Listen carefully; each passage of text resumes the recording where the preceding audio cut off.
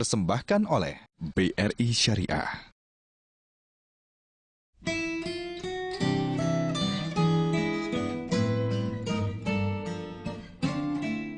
Dengan pengalaman lebih dari 25 tahun dalam dunia perbankan, membuat seorang Wildan dikenal sebagai bankir yang banyak menyelesaikan permasalahan pada bidang pembiayaan di dunia perbankan.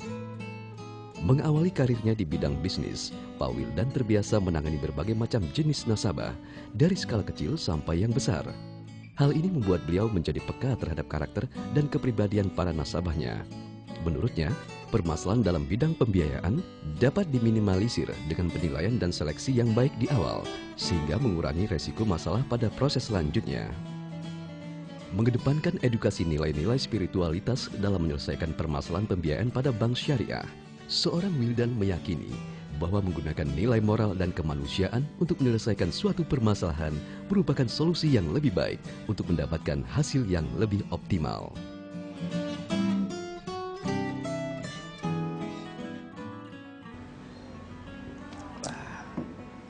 Seger ya Pak ya? Seger. Pak Wildan? Iya.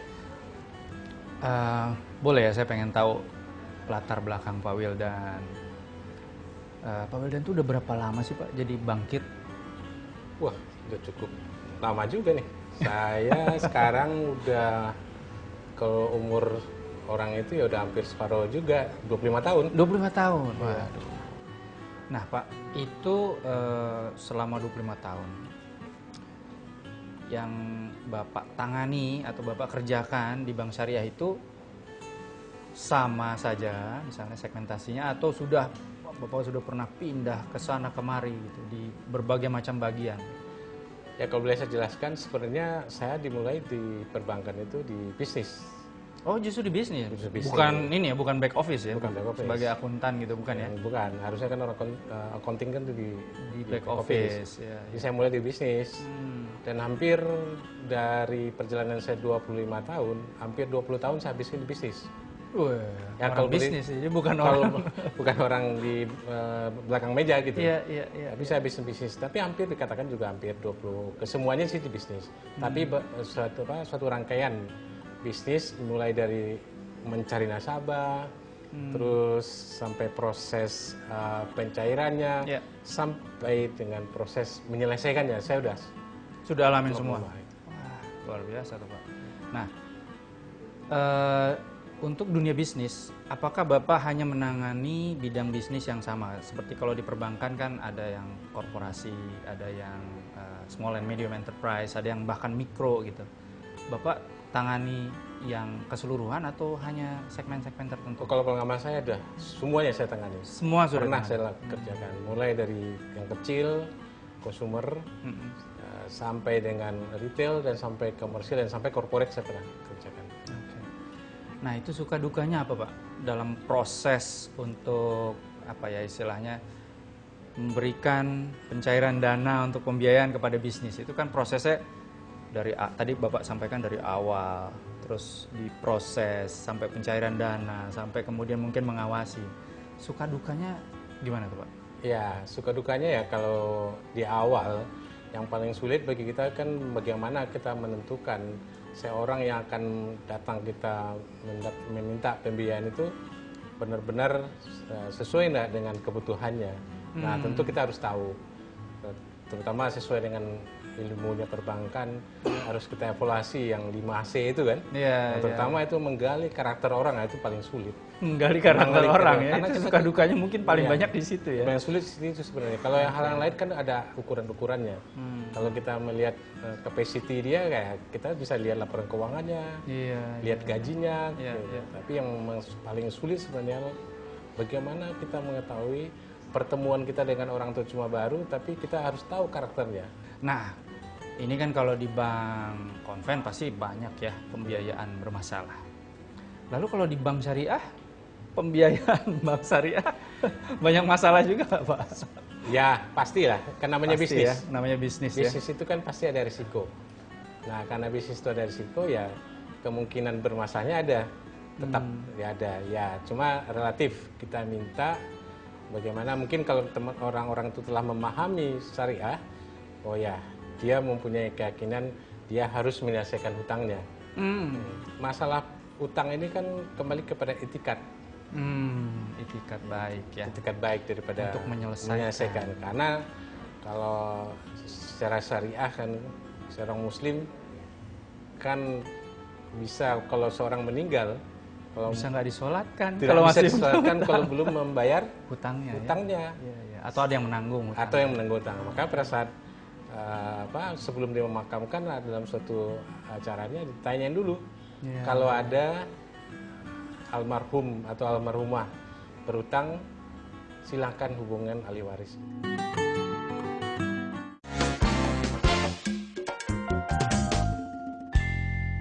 Dipersembahkan oleh BRI Syariah.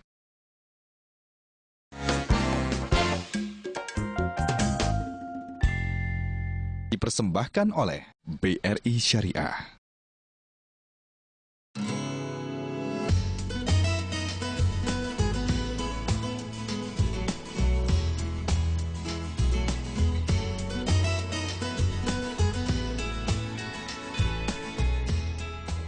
Tadi Pak, kan kita udah sama-sama tahu kan ya, kalau orang yang berhutang meninggal, itu tidak lantas berhenti itu ya. Iya.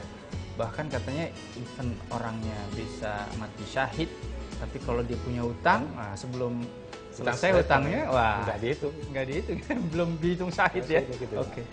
Nah, Pak, itu kan kalau seseorang sudah meninggal, tapi sepanjang yang bersangkutan masih hidup nih, ya, kan kita ada menemukan memang ada orang yang misalkan mengambil pembiayaan dari bank syariah, lalu di tengah jalan adalah ya persoalan-persoalan, misalnya yang bersangkutan bayarnya kurang lancar, terlambat gitu ya.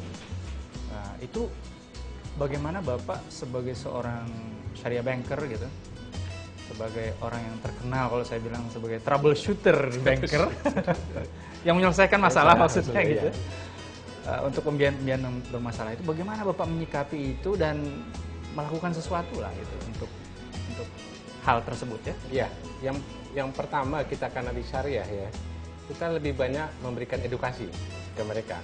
Edukasi dulu. Edukasi dulu. Okay. Jadi kita berikan pengertian ke mereka. Bahasanya seperti yang kita sampaikan tadi. Hati-hati loh kalau Hati-hati meninggal loh. Kalau meninggal ya, nggak bayar utang gitu kan. Iya. Kita edukasi mereka. Ya. Kita berikan pemahaman ke mereka. Bahasanya kalau seseorang meninggal tadi, kalau utangnya belum selesai, itu bisa nggak masuk surga ya. Iya. Nah, kita berikan pengertian dan edukasi. Nah, itu perlu bagi kita. Inilah di dalam syariah kita lebih banyak memberikan edukasi ke mereka dan pemahaman ke mereka gitu. Tapi orang biarpun udah diedukasi kayak gitu kan, kadang-kadang ya, namanya juga kata Allah sendiri yang mengatakan dalam Quran, pada dasarnya manusia itu katanya kikir gitu kan. Orang-orang yang kayak gitu kan ada ya pasti ya, pasti kita temuin lah dalam memberikan pembiayaan walaupun itu dari bank syariah sekalipun. Nah, kalau ada orang yang kayak gitu Pak, gimana Pak? Ya, kembali aja kita kepada aturan-aturan yang ada ya. Artinya tetap di awal kita tetap melakukan edukasi. Terus tahapan itu kita lewatin, kalau enggak ya kita sesuai dengan aturan-aturan ya kita berikan teguran lah secara normatif ya. Normatif dulu. Ya, normatif gitu. Tapi biasanya sih apa yang udah saya alami hampir menangani itu 5 tahun, ya 99% dengan memberikan pemahaman itu banyak orang yang menyelesaikan. Ngeri ya soalnya. Ngeri, masalahnya hukumannya itu ketemu di akhirat itu yang berat bagi mereka gitu. Iya. Mungkin bedanya di situ ya, nilai syariah dengan konvensional. Kalau di konvensional kan hanya mungkin sebatas ya bayar hutangmu gitu kan. Itu aja. Karena Anda punya keterikatan secara hukum gitu kan, Anda berhutang, Anda harus membayar gitu. Sementara kalau kita di syariah mungkin tidak hanya sebatas itu ya Pak. Jadi karena di syariah kita harus memikirkan hidup yang berikutnya. Iya benar tuh Pak. Hidup yang berikutnya ya. Enggak.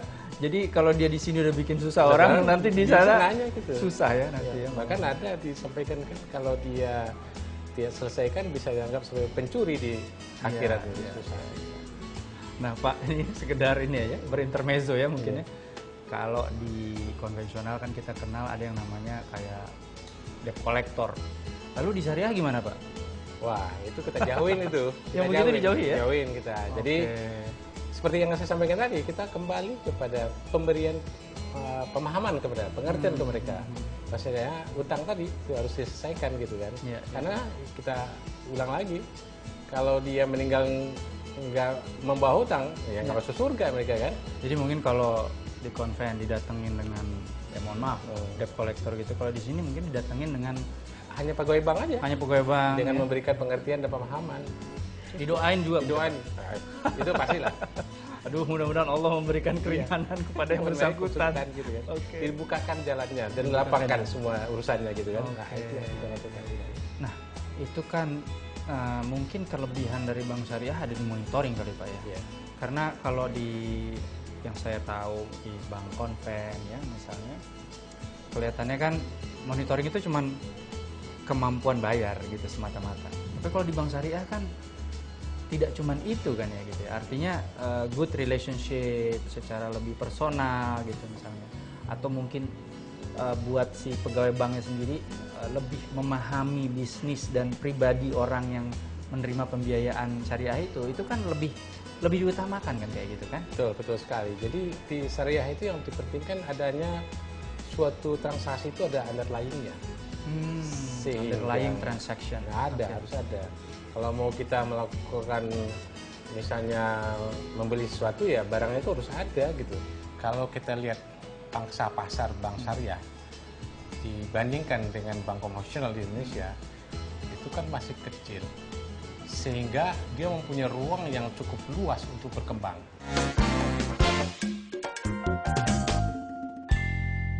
Dipersembahkan oleh BRI Syariah.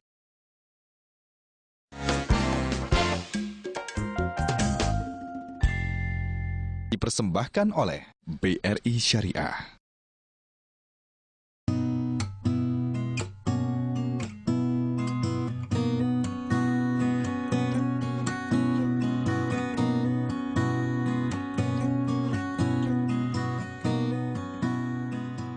Dan tadi ngelanjutin ya dari duduk-duduk tadi. Kalau tren ke depan untuk pembiayaan bank syariah yang bermasalah nih gimana Pak? Membaik, dalam artian makin kecil berarti ya persentasenya, atau ada mungkin besaran-besaran indikator-indikator lain yang harus dijaga Pak? Sebenarnya pembiayaan bermasalah itu secara normatif diperbankan diindikatorkan oleh namanya NPF atau NPL, non-performing financing kalau di bank syariah. Sampai saat ini bank syariah sih relatif ya, angkanya masih terkendali gitu. Jadi masih aman lah gitu. Tapi kalau lihat prospek ke depan, di mana perkembangan perbankan syariah itu pertumbuhannya terus tumbuh yang cukup tinggi ya, mungkin hampir 30%. Ya, harus dijaga kan? Harus kita jaga itu perkembangan NPF itu. Gitu. Ya. Tapi apakah NPF itu merupakan indikator yang cukup atau memadai untuk melihat sebuah pembiayaan itu akan bermasalah? Bukannya itu cuma sekedar indikator di akhir gitu Pak? Ya. Itu sebenarnya itu di belakang ya, kita setelah terjadi. Tapi kita sebenarnya yang diutamakan sebenarnya bukanlah NPF, tapi diutamakan suatu proses.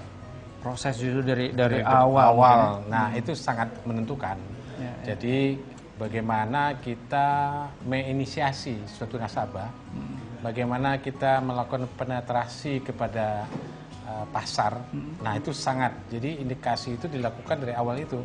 Kalau kita udah misalnya masuk ke cerukan pasar sesuatu atau A, kita udah menentukan, oh kalau di pasar ini kita sesuai dengan kemampuan kita, kemampuan personal kita akan masuk ke suatu pasar. Ya, kita masuk ke pasar itu dan kita tetapkan, oh target market kita adalah ini gitu. Nah, dengan kita menetapkan target market itu, ini sudah suatu proses pengendalian sehingga yang NPF tadi tidak tercapai, tidak terjadi ya. Itu karena indikator di akhir ya Pak. Nah Pak, kalau di bank syariah itu kan terkenal di masyarakat mungkin ya sebagai katanya bank yang bagi hasil kata dia gitu. Padahal pemahaman kita bilang bahwa oke, bank syariah itu berbagi hasil terutama dari sisi sudut pendanaan. Nah, jadi deposito atau tabungan itu akadnya menggunakan akad berbasis bagi hasil seperti mudharabah gitu. Tapi kan kalau di pembiayaannya kan macam-macam kan ya. Bukan hanya mudharabah kan, bisa jadi di basis jual beli misalnya. Ya, jadi di bank syariah itu kalau dari sisi pembiayaannya itu ada transaksi besarnya adalah pertama transaksi jual beli. Nah, jual beli. Jual beli. Murabahah. Murabah. Ada yang berbagi hasil dalam bentuk musyarakah atau mudharabah. Bahkan ada transaksi jasa. Jasa contohnya apa? Ya, akadnya apa, Pak? Akad ijarah itu. Oh, sewa menyewa. Sewa menyewa. Oke. Jadi banyak ragamnya atau macamnya transaksi syariah untuk di pembiayaan. Dan rasanya mungkin kalau dari sisi kesyariahan itu kan sama-sama syariah ya Pak. Jadi kata Rasulullah dalam salah satu hadisnya 3 hal yang di dalamnya ada keberkatan ya. Jual beli berbasis tangguh tadi yang itu adalah murabahah, kemudian bagi hasil mudharabah dan yang self sufficient katanya. Orang yang mandiri yang mengolah gandum untuk kepentingannya sendiri katanya. Bahkan di Quran dikatakan kan yang ahallallahu bai' wa harrama riba katanya. Allah menghalalkan jual beli dan mengharamkan riba. Ayatnya bilang begitu ya, bukan Allah menghalalkan bagi hasil. Oke. Itu yang makanya Allah sendiri udah mengetahui itu. Bahasanya ciptaannya itu akan melakukan transaksi jual beli. Dan karena paling gampang kali. Paling gampang karena sederhana.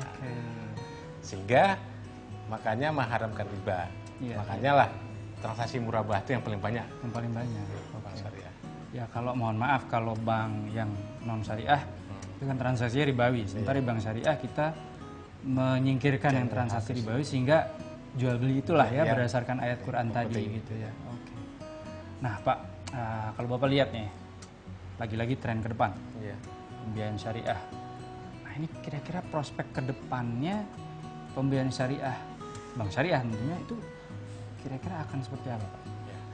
Kalau kita lihat pangsa pasar bank syariah dibandingkan dengan bank konvensional di Indonesia itu kan masih kecil, sehingga dia mempunyai ruang yang cukup luas untuk berkembang dan dibuktikan dengan pertumbuhan perbankan syariah itu rata-rata di atas industri pertumbuhan nasional gitu ya.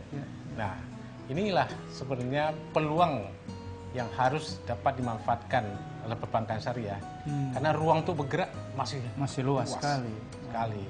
Nah ini kesempatan bagi kita atau para bankir bank syariah untuk terus mengembangkan diri ke depan gitu.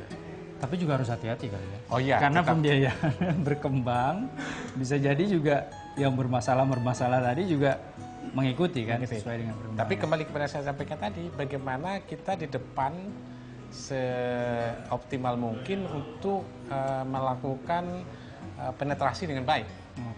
Jadi jangan kita melihat di belakang, sebaiknya kita harus melihat di depannya ya, dari awal. Dari awal. Kalau depannya kita udah bisa pagarin, tentu di belakang itu ngikutin. Tapi kalau di depannya kita loss, kita urus di belakang, nah ini yang berbahaya. Nah ini jangan terjadi di perbankan syariah. Oke Pak Wildan, terima kasih banyak Pak.